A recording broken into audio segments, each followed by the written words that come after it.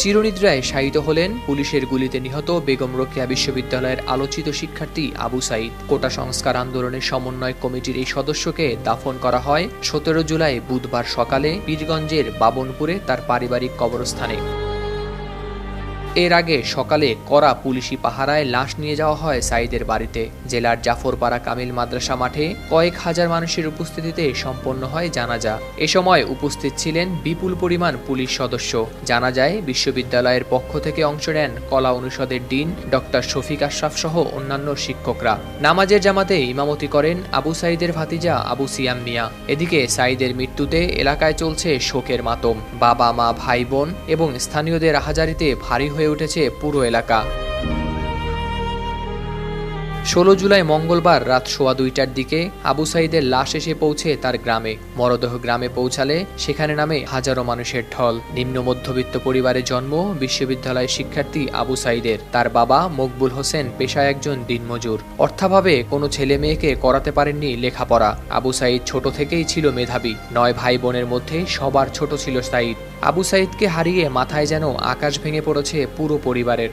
কারণ সাঈদ তার নিজ চেষ্টায় লেখাপড়া করে এসেছিল এতদূর। মেধা ও আচরণে গ্রামে সবার প্রিয় ছিল সাঈদ। সেই ছেলেকে হারিয়ে শোকে পাথর হয়ে গেছেন মা মনোয়ারা বেগম। শেষবারের মতো সন্তানের মুখ দেখার জন্য মা মনোয়ারা বেগমকে ডাকা হলে কান্নায় ভেঙে পড়েন। বলেন, যা বাবা, ভালো থাকিস, চিন্তা করিস না, মুইও তাড়াতাড়ি তোর কাছত আসিম বলে ছেলেকে চিরবিদায় জানান মা। এর আগে এলাকাবাসীরা জানান, আবু সাঈদ স্থানীয় জুনুদের পাড়া সরকারি প্রাথমিক বিদ্যালয় থেকে ৫ম শ্রেণীতে পান ট্যালেন্ট পুলে বৃত্তি। এলাকার খালাসপীর দ্বিমুখী উচ্চ বিদ্যালয় থেকে গোল্ডেন জিপিএ 5 পেয়ে করেন এসএসসি পাস।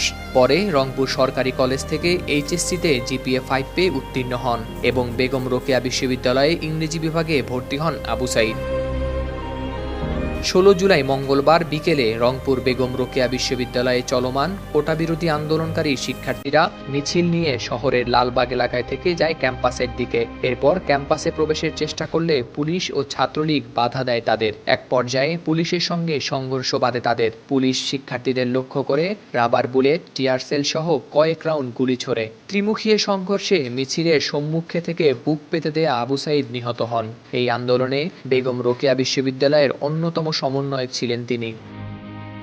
নিহত সাঈদ ছিলেন রোকেয়া বিশ্ববিদ্যালয়ের ১২তম ব্যাচের ইংরেজি বিভাগের শেষ বর্ষের ছাত্র। তার এই মৃত্যুতে সাঈদের স্মরণে রংপুর পার্ক মোড়ের নাম পরিবর্তন করে শহীদ আবু সাঈদ চত্বর নামকরণ করার দাবি জানিয়েছেন শিক্ষার্থীরা। এরই মধ্যে গুগল ম্যাপেও পার্কের মোড়ের জায়গায় দেখা যাচ্ছে শহীদ আবু সাঈদ চত্বর নাম। হাওলাদার শামীম, RTV।